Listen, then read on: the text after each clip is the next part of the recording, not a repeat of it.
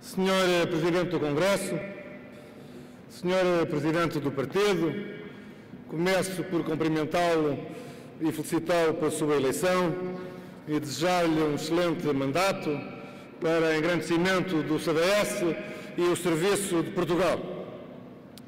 Meus amigos e amigas, viva o CDS, viva a JP, viva a FDBC, viva o nosso partido!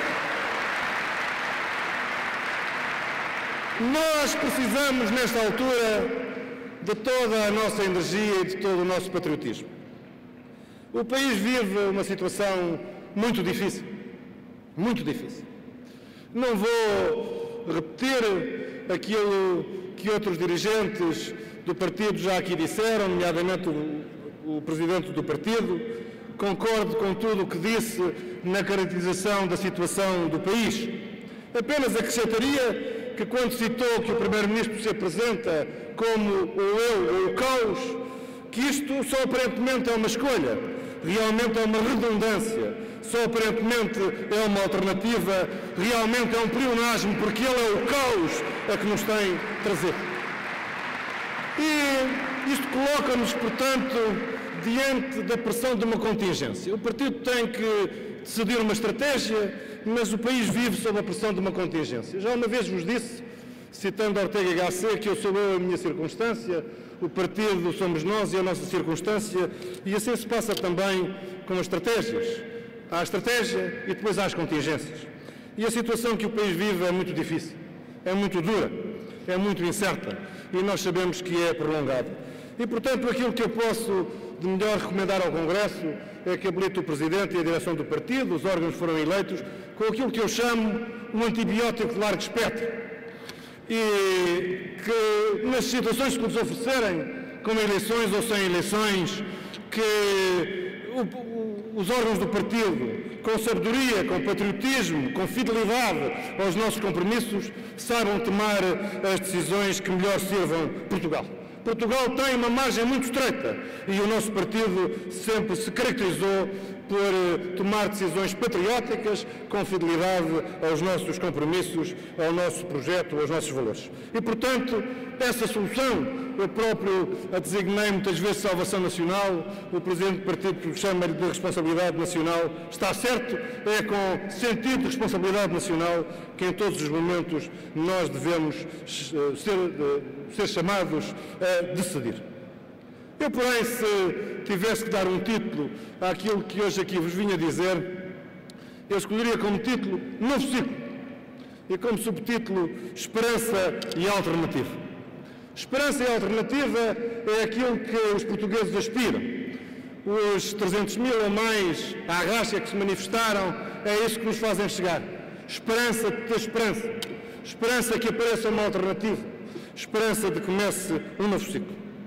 E vocês sabem, o partido sabe, que eu acreditei, que esse novo ciclo já podia ter começado. No meu entender, podia ter começado nas eleições presidenciais. E hoje vemos isso.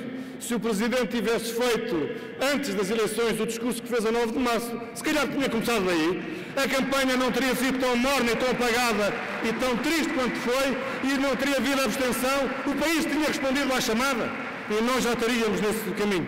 Ou poderíamos vê-lo no discurso, antes de aparecer uma nota no Facebook a dizer que não nos precipitemos. Digo isto sem, não fico nenhuma dúvida. Eu considero indispensável que o CDS se inscreva no espaço da maioria presidencial e considero muito importante que tenha sido eleito o professor Cavaco Silva e não qualquer dos outros, isso aliás não estava em dúvida, porque isso preserva as condições para que o novo ciclo possa começar, só que ainda não começou. E, portanto, nós continuamos à procura do seu fator detonador. E compreendo, acompanho também nisso o Presidente do Partido, quando no seu documento de orientação política e com franqueza disse seria a AD.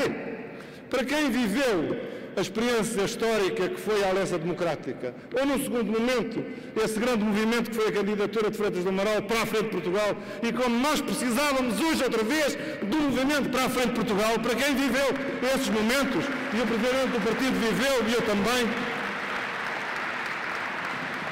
não pode ter dúvidas nenhumas que se isso começasse, começaria aí já o novo ciclo. E essa era uma resposta que a sociedade portuguesa saberia responder. Mas para haver uma AD, não é apenas nós querermos, é preciso algumas condições. Uma, é preciso haver um Sá Carneiro, é preciso haver alguém que saiba pôr o patriotismo à frente de interesses pequenos partidários e que seja capaz de levar o seu partido a responder à chamada que vem do país. Se não há, não há.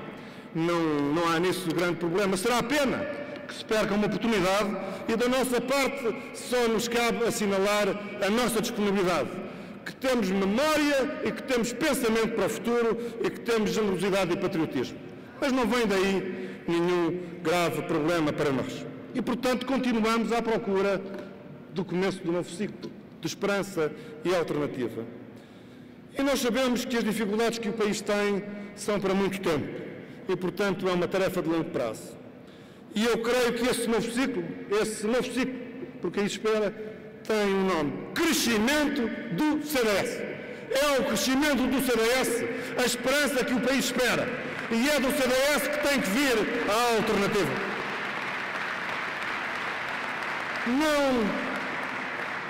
Não está escrito em sítio nenhum que nós temos de ser sempre o terceiro partido. Não está escrito em sítio nenhum que nós temos de ter sempre o segundo partido nas coligações. Pelo contrário, está escrito no código genético, na ambição dos militantes deste partido, que nós queremos ser o primeiro, que nós queremos poder liderar, que nós queremos poder implantar as ideias, os valores, os projetos que há tantos anos apresentamos a Portugal. E, portanto, aquilo que é indispensável sair é a vontade de um CDS liderante, que se torne, como de outras vezes também já vos falei, que o CDS se torne a referência política mais forte em Portugal, a referência dominante à direita do PS. Isto é, que nós nos preparemos com os olhos no grande ciclo eleitoral de 2013 a 2016, que é outra vez um ciclo completo, com autárquicas, com legislativas, com europeias, com presidenciais, que nós nos preparemos para nos tornarmos essa mais forte referência política em Portugal e que sejamos capazes de preparar.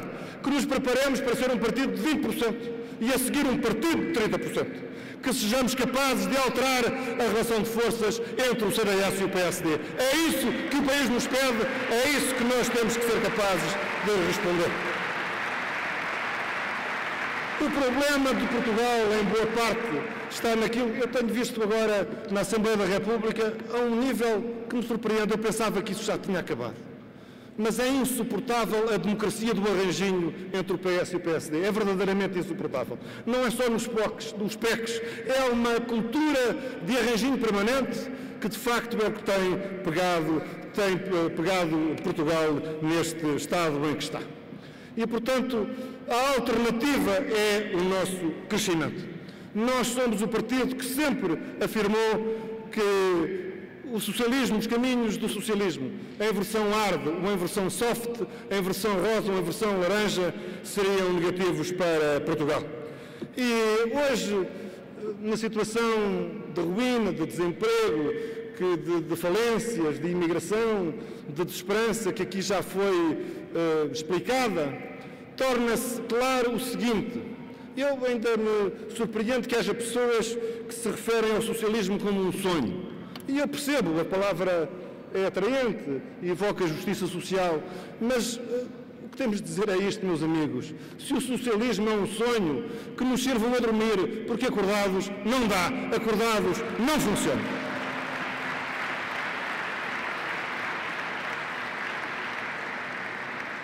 Também é evidente que o problema não é o Estado Social.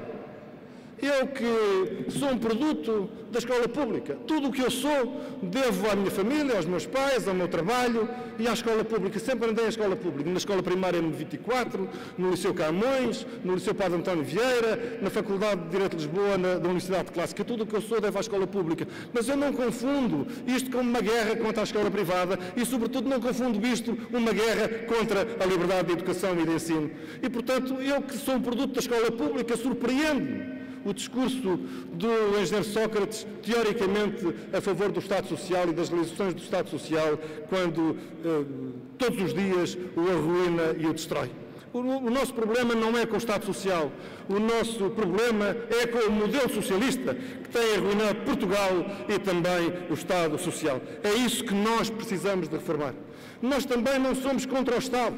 Nós, no CDS, somos a favor de um Estado forte, de um Estado que garanta a segurança dos cidadãos, de um Estado que tenha uma justiça eficiente, de um Estado que regule os preços e a concorrência. O que nós somos é contra um Estado gordo. E um Estado gordo é o contrário de um Estado forte. É isso que nós temos que reformar e combater.